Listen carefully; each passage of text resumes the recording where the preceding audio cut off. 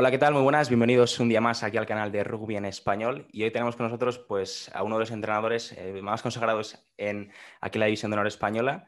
Si hablamos de entrenadores y hablamos de rugby en España, tenemos que hablar de Juan Carlos Pérez. Está con nosotros aquí en el canal el entrenador del Silverstone en Salvador. Juan Carlos, ¿qué tal? Muy buenas. Hola, ¿qué tal? Muchas gracias. Primero, como en todas las entrevistas, tocar tema de actualidad, aunque ya han pasado unos días del último partido del Chami. Y bueno, imagino que fue un duro golpe, ¿no? Para el equipo esa derrota en casa de Alcobendas. No sé cómo eso lo ha tomado el equipo y cómo ha encarado la semana de cara a este importante partido de Ordizia. Sí, perder a veces no es bueno, otras veces sí que te enseña cosas, pero el otro día fue un partido duro contra Alcobendas, muy duro. Creo que ahora todavía Alcobendas está un paso por encima de nosotros y lo demostró el domingo, así que bueno, yo creo que se lo ha tomado bien, llevamos una muy buena semana de entrenamientos y también sabíamos que este partido es doblemente importante. El otro día era muy importante, pero hoy es doblemente porque jugamos contra Ordizia tanto en la liga y nos jugamos el pase a las semifinales de Copa, que yo creo que es un premio muy, muy grande para un partido. Así que concentrados y haciendo un buen partido, siendo autocríticos, creo que es la única forma de aprender de las derrotas. Decir, levantar la mano, decir lo que hemos hecho mal cada uno e intentar mejorarlo y ya está. Yo no sé, desde que se acaba un partido, y en este caso después de derrotas, cómo se encara la semana y cuándo se cambia ese chip en la cabeza de, bueno, ya ha pasado el partido y ahora vamos a encarar el próximo partido. Yo no sé cuántas horas o incluso días pasan hasta que ya de verdad la mente de los jugadores y del cuerpo técnico en este caso se centran al próximo partido.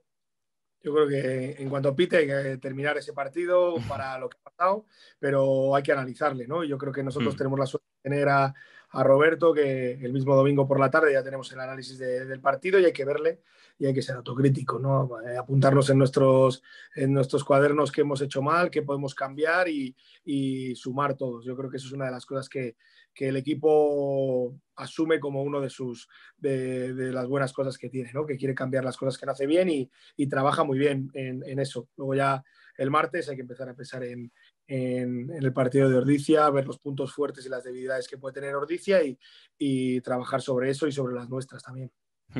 Y ahora un poquito lo has dejado caer, porque igual la gente no lo sabe. El cuerpo técnico del Chami está compuesto por cuántas personas y cuáles son esos roles. Bueno, estamos Manu, que es el entrenador de la delantera, de la Melé, Mm. Mike Fito, que es jugador, entrenador, pero lleva la TUS también. Luego tenemos Álvaro Gorostiza, que es el entrenador de los tres cuartos. Luego tenemos dos chicos que trabajan con nosotros en la preparación física, son Merchan y Freddy. Y luego tenemos dos que trabajan un poco para el análisis de vídeo, Roberto, que es el que hace todo el tema de análisis de vídeo, también un poco los GPS. Mm. Y luego tenemos a Alberto Medina, que está trabajando este año, es alguien que nos está procesando un poco los datos para tenerles un poco ordenados en el Big Data. Esos son, bueno, los que trabajan en el campo y luego los que trabajan fuera del campo más tiempo son Patricia, que es la médico, Carmen, que es la fisio y sobre todo nuestro jefe, que es Pablo, que es nuestro manager, que es el que de verdad nos hace que todos estemos solo centrados en nuestro trabajo porque él aglutina todo el trabajo de fuera del campo. Mm. Joder, o sea, me parece interesante, ¿no? Porque sí es verdad que igual la cara visible eres tú del equipo, pero detrás hay una red importante de personas que todos suman y hacen que luego el juego que se va en el campo sea mérito también en parte de ellos. Sí, Em, sí. yo no sé si con respecto al partido de Alcobendas y este de Ordizia, la semana, igual por la trascendencia de, aunque los dos son partidos muy, muy importantes, pero claro, este domingo tiene aliciente, ¿no? De la clasificación para semifinales de Copa. No sé si se prepara distinto el partido, o igual los entrenamientos son distintos. No sé cómo se prepara exactamente. Bueno, la planificación viene ya de antes. Es verdad que hay cosas que las planificaciones son flexibles y la planificación de la semana va cambiando un poco en los aspectos del juego que queremos cambiar, ¿no? Yo creo que trabajamos cosas específicas para cambiar pequeñas cosas del plan de juego. Lo que sí que es verdad es que nosotros siempre nos centramos más en nosotros que en los rivales. Yo creo que analizar los rivales está muy bien, pero las cosas cambian mucho y más en el rugby español. Yo creo que es verdad que si podemos analizar patrones de juego que hace el Ordizia durante muchas semanas, pues eso bueno, tenemos que saberlo y tenemos que contrarrestarlo, pero luego las cosas cambian, los equipos cambian mucho de tener un jugador a tener otro, Mm. de una semana a otra han cambiado las debilidades y ahora son casi fortalezas, así que tampoco hay que centrarse tanto tiempo en los rivales, sino seguir construyendo tu equipo y en eso es lo que nos centramos. Han cambiado cositas, pero no mucho. Mm. Además, habéis incorporado un jugador, una apertura, bueno, que también es polivalente, puede disputar de zaguero. Yo no sé si está listo para jugar o igual tiene algún minutillo. Sí, yo creo que va a jugar. Llegó el viernes pasado, no le queríamos meter en el partido directamente contra Claro. Alcobendas muy pronto, sobre todo para jugar de apertura necesitas hablar, la comunicación tiene que ser muy precisa y muy sencilla y en eso es lo que hemos trabajado esta semana. O sea, son Mm. jugadores inteligentes, enseguida cogen cualquier tipo de sistema, cualquier tipo de comunicación porque entienden el rugby, que eso es lo verdaderamente importante para poder jugar en cualquier equipo y estamos muy contentos. Va a jugar ya Luke esta semana y yo creo que va a aportar mucho. Al pie, esperemos que como hace los entrenamientos, bueno, es un jugador espectacular al tiro a palos, con el Mm. pie. También la distribución nos ha parecido que es un jugador muy inteligente, a ver cómo compite, que eso es también muy importante. Sí, además cuando publicasteis el fichaje del jugador, sí que yo empecé a buscar ahí vídeos ahí del jugador y la verdad que tiene muy buena pinta. Me imagino que ese periodo de adaptación del jugador, Christian Rast y Martín Dutoit, jugaron un papel importante, ¿no? Por el tema del idioma sobre todo y de la adaptación del propio jugador a la ciudad. Sí, yo creo que está viviendo con otros chicos, compañeros, pero es verdad que Martín va a ser el tutor de él y está, bueno, siempre acompañándole, ha subido a hacer extras con él, cuando ha tenido la reunión individual conmigo, pues Martín también está, al final tiene que Qué estar bueno. para ayudarle y yo creo que es bueno, la pena es que Martín no puede jugar el domingo porque sigue sancionado y no le puede ayudar cerca del puesto que es el 12, pero Mm. bueno, yo creo que todos los demás se han acoplado rápido, es verdad que los jóvenes ahora tenemos la suerte de que todos sabéis inglés y no hay problemas en hablar en inglés en el campo, en las comunicaciones directas, así que yo creo que se acopla mucho más fácil que antes. Mm. Ahora estamos hablando del presente, ¿no? En este caso deportivo del Chami y tuyo. Me gustaría viajar al pasado, ¿no? Ese primer contacto, que esa pregunta es recurrente ya en el canal, y cuando, además tu pregunta es doble, ¿no? ¿Cuándo comenzaste a jugar, si jugaste? Y en caso, ¿cuándo empezaste a dirigir? ¿Cuándo empezaste a entrenar a equipos? Pues empecé a jugar cuando yo estudiaba en un colegio que se llama La Salle aquí Mm. y bueno, creo que en séptimo de GB mis padres me cambiaron a otro colegio, tuve la suerte de elegir El Salvador, que era el que más cerca estaba de mi casa y en séptimo de GB en aquella empecé a jugar, creo que tenía 11 años o 12 años por ahí y ya no salí, era mi colegio, El Salvador era donde empecé y ahí jugué hasta que debuté en el primer equipo, yo creo que dejé jugar con 25 26 años, muy pronto pero ya me gustaba mucho entrenar. Con 17 años ya entrenaba las categorías base, sub 6, sub 8, bueno, no sé si tan pequeños, pero sub 10 por lo menos, sí. Mm. Y luego ya empecé a entrenar, casi con 20 años estaba entrenando a chavales de 17, 16 años y en el primer equipo empecé en el 2003, creo, o algo así, con Pepe Candao de segundo entrenador y bueno, hasta ahí he estado casi siempre en el primer equipo. O sea, ya escuchándote, tú eres de los que piensan, porque muchas veces se dice, los que en un futuro se quieren dedicar al mundo de ser entrenador, ¿se nace o se hace? En este caso, yo creo que lo tuyo puede quedar claro, ¿no? Que naciste, ¿no? Para entrenar, y hay muchos otros que o tienes la vocación de entrenar y bien claro que quieres dedicarte, o si no, complicado, ¿no? Saber trasladar todo lo que quieres tú a un equipo, ¿no? Sí, me gusta mucho entrenar, me gusta mucho la parte de didáctica siempre. Yo hice magisterio. Bueno, yo creo Mm. que al final me ha gustado mucho, he tenido siempre como muchos pensamientos de aprender. Me ha gustado mucho aprender desde el principio. Es verdad que cuando jugaba al principio, pues lo único que quería era divertirme. Mm. Y el rugby, bueno, no lo entendía. Yo jugaba lo que me mandaba el entrenador y nada más. No quise, pero luego ya a partir de los 20 años pensé que había que conocer el juego, intentar aprender cada año, formarme y me ha gustado mucho ser siempre entrenador. Mm. Cuando jugabas, yo no sé de qué posición jugabas o cuál era la que más disfrutabas en el campo. Jugaba de tercera, jugaba de siete. Es verdad que Ostras. de pequeño empecé de tres cuartos, Mm. pero enseguida mi cuerpo pasó a ser de tercera y tuve la desgracia de esas terceras que terminan siendo primeras líneas. Ostras. Y Sí, sí. no disfrutaba mucho en la primera línea. Es verdad que debuté en División de Honor B cuando bajamos a aquella primera nacional, que era cuando Mm. debutamos cuando Salvador descendió y debuté de primera línea y es un puesto que no me gustaba mucho jugar. Quería jugar de tercera y disfrutaba bastante. Ya has dicho que entrenabas a categorías inferiores. Yo no sé cómo fueron esas etapas y hasta que ya definitivamente llegas a entrenar al primer equipo de El Salvador. ¿Cómo se dio esa oportunidad? Y no sé si en ese momento te lo esperabas. ¿Cómo se dio? Bueno, yo creo que iba en un escafón. Yo es verdad que quería entrenar a gente más mayor. Me gustaba más entrenar cosas en las que ya pudiera trabajar muchas cosas de tácticas estratégicas. Me gustaba mucho. Mm, Tenía una visión del rugby, bueno, muy diferente a la que tengo ahora. Cambió mucho, me cambió mucho ir a los cursos, me cambió mucho gente como Pacusero, me cambió gente como Tommy, bueno, gente que me hizo pensar en otro rugby que no era el que vivíamos solo en El Salvador. Y bueno, he estado muy contento de haber ido a esos cursos con la Escuela Nacional de Entrenadores. Me cambiaron la vida y empecé a disfrutar de otra forma de ver el rugby.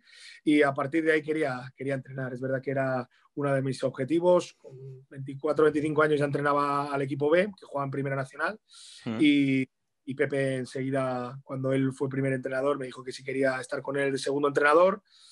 Estábamos un par de años, es verdad que esos 2 años fueron espectaculares, ganamos la Liga, ganamos Copas del Rey y Pepe llegó un momento que dijo, bueno, hasta aquí, él estuvo 2 años y dijo, bueno, quiero que estés tú de entrenador, Tito Candau, su hermano, era el presidente, Cancho era el director deportivo y me dieron la oportunidad. Yo estaba de segundo y fue algo fácil. Bueno, no me lo esperaba porque era muy joven y tampoco me esperaba que Pepe lo dejara, pero es verdad que empezaba otras cosas, es profesor de la universidad, empezaba a ser padre mm. y bueno, se me dio la oportunidad y hasta ahora. Tú has dicho, bueno, y el tema este de las influencias que has tenido tú como para entrenar me interesa mucho y luego sí me gustaría indagar en ese sentido, pero yo no sé cómo eres el Juan Carlos Pérez que llegó esa primera temporada a entrenar al Chami y cómo es el Juan Carlos Pérez del 2021. Yo no sé en qué aspectos ha mejorado, ha evolucionado, pues eso, cosas que has dicho, bueno, a partir de aquí yo no tengo que hacer. ¿Cómo ha sido el crecimiento de Juan Carlos en el Silverstone en El Salvador? No, ha sido total, ¿no? Lo primero como persona, vas cambiando, vas madurando de los 25 a los 44 que tengo ahora, pues cambian muchísimo.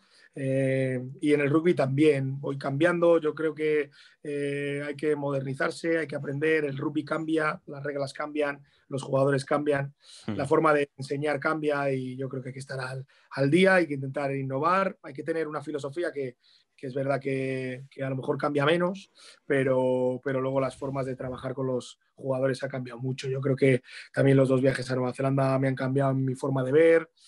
Era mucho más invasivo al principio, mucho más solo.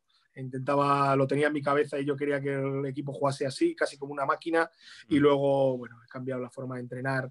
Trabajo con un staff muy grande en el que todos tienen que participar, todos tienen que aportar, en el que yo doy un paso atrás muchas veces porque no soy el que tiene que llevar eso ni el especialista en esos puntos. Y ahora intento que el jugador sea el que construye también hasta la semana. Yo creo que le damos mucho más liderazgo al jugador de lo que era antes. Bueno, mm. hay veces que me cuesta, otras veces que no, pero hemos cambiado muchísimo como entrenador. Hmm. Ahora, digamos que son ya curiosidades personales y que seguramente la gente que nos está viendo igual también se lo ha planteado alguna vez. Yo no sé tú como entrenador si hay algún tipo de posición en la que hagas especialmente más ímpetu, ¿no? Para que toda esa información que tú tienes en la cabeza la acaben aprendiendo. Y yo no sé si, por ejemplo, yo imagino que serán pues eso, posiciones en las que recaiga más el peso del juego. Yo sé, medio melee, apertura. Mm. ¿En qué posiciones del juego tú enfatizas más y estás más pendiente de esos jugadores? Sí, nosotros, el equipo tiene líderes, tanto en la melee, en la tres cuartos, en la touch, en la defensa. Luego tiene los líderes del juego en ataque, que son el 10, el 9 es el líder en defensa.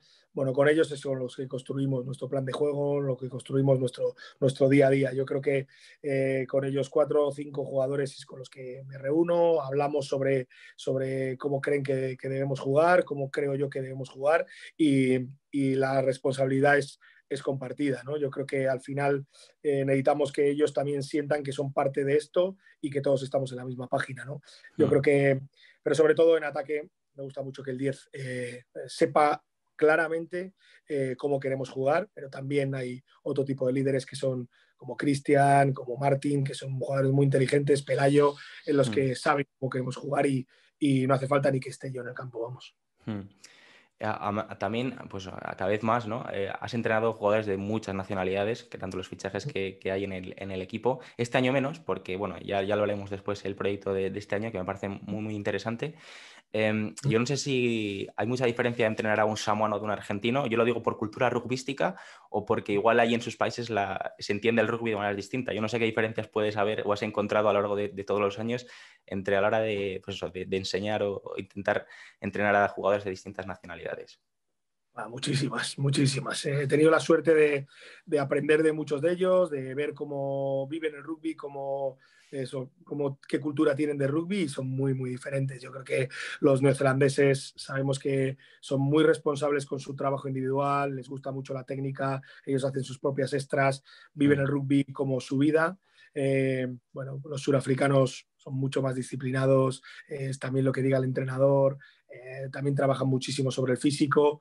Bueno, argentinos tienen otra forma un poco más parecida a nosotros de ver el rugby, más abierta, son más críticos con ellos mismos, con el entrenador, con muchas cosas y te aportan también mucho. Bueno, he tenido muchísima suerte. He entrenado a jugadores como Andy Long, que fue internacional por Inglaterra, que era un espectáculo, no le tenías que decir nada, él sabía lo que tenía que hacer, él lo hacía todo perfecto, era más profesional que nosotros y bueno, yo creo que es verdad que los que más difíciles son para meterles en una cultura como la nuestra es a los del Pacífico, porque tienen otra forma de entender el rugby, es divertimento, es mucha menos tensión, mucha menos concentración, tiene que ver con su cultura, su forma de vivir, pero también de todos eso hemos aprendido. Yo creo que El Salvador se está haciendo más grande y se hace más grande cada vez de toda esa gente que aporta.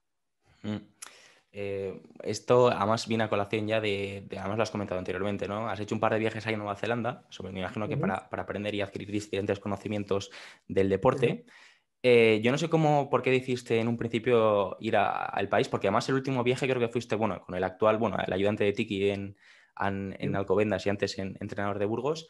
Yo no sé, el primero y el segundo viaje, ¿por qué decidiste ir y cuál fue el primer motivo del viaje? Los motivos de la formación y Nueva Zelanda, porque bueno, he hecho otros cursos en Gales, en Francia, y tuve la suerte de ir con la Federación también Española a Newcastle durante una semana.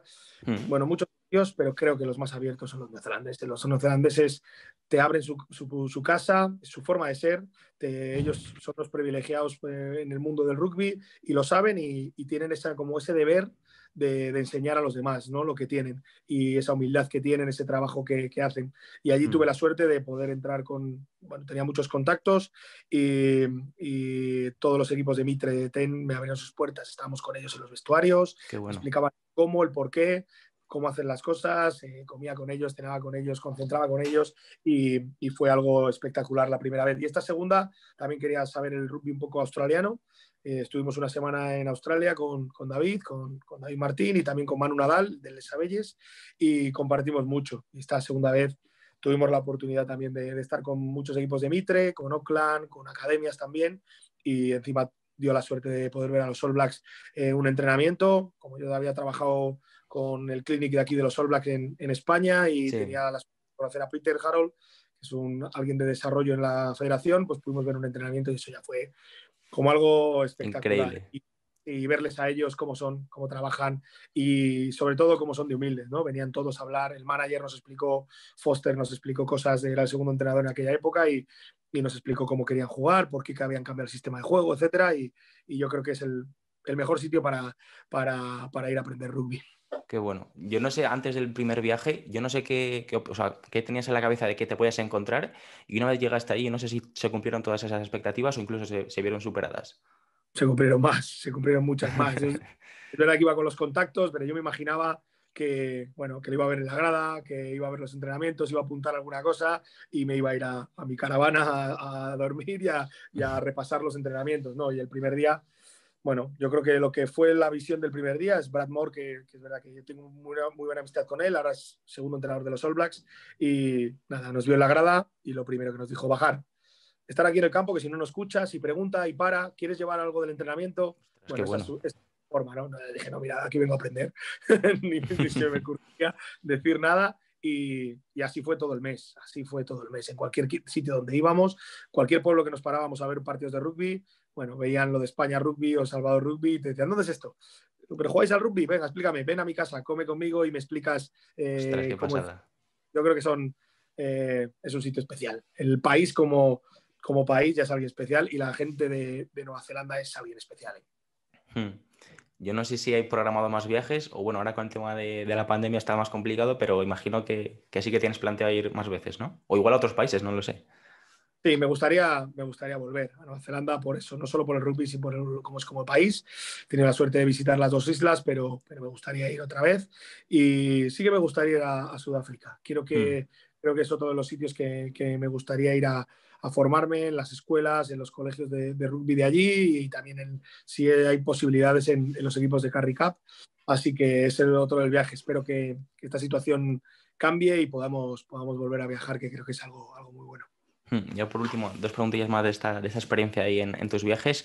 Yo imagino que cómo se vive el rugby allí, ¿no? La gente, pues claro, es deporte casi nacional, ¿no? Es lo único y lo primordial en el país.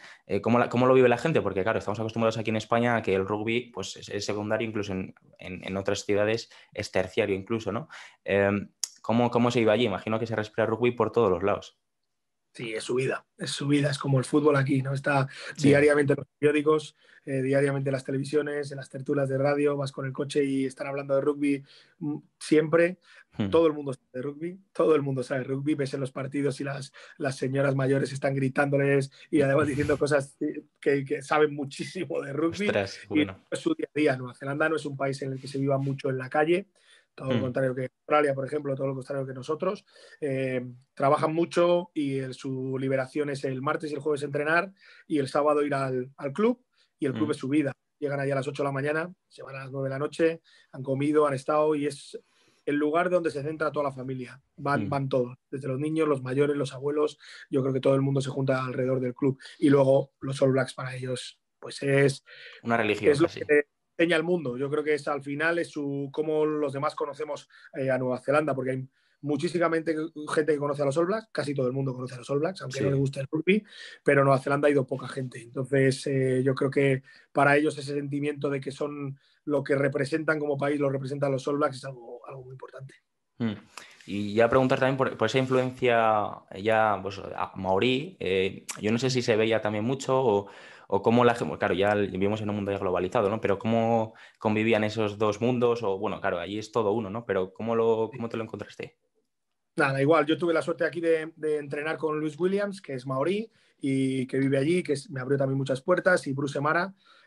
Fui hasta un colegio maorí, que es donde ellos entrenan, allí en Manawatu, vamos, en Palmerston North, que es Mm. la ciudad. Bueno, yo creo que lo tienen. Una de las cosas que también representan los neozelandeses, que representan ese respeto a sus antigüedades, a su país y a Mm. su cultura, ¿no? Y la cultura anterior. Y los maorís, bueno, pues se hablan maorí también, muchas ciudades siguen con la nomenclatura en maorí y respetan a lo que es su antigüedad y su cultura. Y yo creo que teníamos mucho que aprender en España también de eso y ellos conviven normalmente, eso sí que lo tienen muy claro, conviven muchísimas culturas y todas tienen validez. Hmm. Ahora ya para ir terminando la entrevista, ya tocando aquí al semestre en Salvador y personalizando, ¿no? Hablando de nombres, de jugadores. Bueno, a mí, y imagino que yo tengo a más conocidos y la gente del mundo del rugby, y preguntarte por un nombre en particular, y es el caso de David Barrios, porque además es un jugador que vamos, hasta hace 2 años apenas se le conocía en el panorama rugbyístico nacional y de la noche a la mañana ha irrumpido y es bueno, uno de los fijos del equipo y uno de los que vamos, está jugando mejor y a más nivel en la DH. Yo no sé si te lo esperabas todo esto y dónde está el techo de David Barrios. Bueno, yo creo que David es un jugador de la cantera es una generación con los Martínez, con Habana, con muchos jugadores que han salido de esa generación, que han sido campeones de España creo que 2 veces o 3 veces en categorías base. Mm. Bueno, él jugaba de apertura y bueno, tuvimos mucha paciencia con él. Él venía despuntando, tiene unas cualidades increíbles y luego, bueno, yo creo que cambió un chip también en su forma de entrenar, en su forma de cuidarse Mm. y yo creo que ahora tuvimos paciencia. Es verdad que en el club me metían mucha presión. Él jugó en División de Honor B 2 años, fue increíble y ahora está a un nivel que, bueno, para mí, para mí es el mejor centro español. Yo lo tengo muy, muy claro. No me gusta personalizar mucho, pero por muchas cosas que hace en ataque, en defensa, en Mm. cómo entrena. Ahora ya entrena todos los días es al 100%, cada pase, cada placaje, cada jugada, y eso ya son gente que está a otro nivel. Para mí, yo lo he hablado con Santi varias veces, yo sé que hay muchísimos jugadores y en la selección hay jugadorazos increíbles de muchísimo nivel, pero yo creo que este se merece jugar en la selección española y tarde o temprano no lo va a conseguir, eso lo tengo claro. Yo, que conste que yo que comparto también esa opinión que tienes tú. Y además, él empezó, como me comentaste, en los primeros partidos que jugó en DH era con el 10 y además minutos al final de partido. Y luego ya cuando ha dado el salto y se han puesto de veras jugando con de 12 o de 13 también. Yo no sé de quién surgió la idea de cambiar de posición y cómo lo aceptó él. Sí, lo hablamos en el staff. Sus cualidades es un jugador que creo que está más alejado de la pelota. Yo creo que tiene muchas más posibilidades, le da mucho más tiempo a pensar, le da mucho más tiempo a sacar toda esa velocidad, ese uno contra uno. Luego es muy buen defensor. Para mí está a la altura, y esto quiero decir es un poco fuerte para mí, está a la altura del mejor 13 que hemos tenido en la historia del Salvador, que ha sido Álvaro Enciso. Pues puede empezar a esos niveles. No está al Mm, nivel de Álvaro todavía, pero puede llegar a ese nivel.